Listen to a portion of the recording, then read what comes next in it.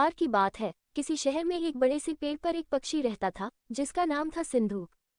सबसे चौंकाने वाली बात यह थी कि उस पक्षी का मल सोने में बदल जाता था। ये बात किसी को भी पता नहीं थी। एक बार उस पेड़ के नीचे से एक शिकारी गुजर रहा था। शिकारी उस पेड़ के नीचे आराम करने के लिए ठहरा। वो आराम कर ही रहा था कि इतने में सिंधूक पक्षी ने उसके सामने मल त्याग कर दिया। जैसे ही पक्षी का मल जमीन पर पड़ा, वो सोने में बदल गया।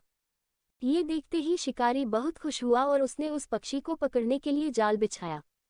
सिंधूक जाल में फंस गया और शिकारी उसे अपने घर ले आया। पिंजरे में बंद सिंधूक को देख शिकारी को चिंता सताने लगी कि अगर राजा को इस बारे में पता चला तो वो न सिर्फ सिंधूक को दरबार में पेश करने को कहेंगे बल्कि मुझे भी सजा देंगे। ये सोचकर डर के मारे शिकारी ने खुद ही सिंधूक को राज दरबार में पेश कर राजा को सारी बात बताई। राजा ने आदेश दिया कि सिंधूक को सावधानी से रखा जाए और उसे अच्छे से खाना खिलाया जाए।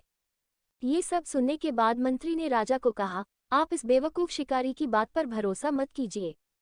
तभी ऐसा होता है क्या कि कोई पक्षी सोने का मल त्याग करे। इसलिए अच्छा होगा कि इसे आज़ाद करने का आदेश दें।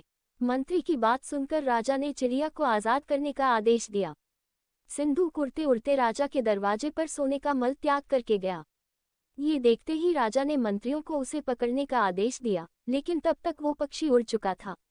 उड़ते उड़ते सिंधूक कह गया, मैं बेवकूफ़ था जो शिकारी के सामने मल त्याग किया। शिकारी बेवकूफ़ था जो मुझे राजा के पास ले गया। राजा बेवकूफ़ था जो मंत्री की बात में आ गया।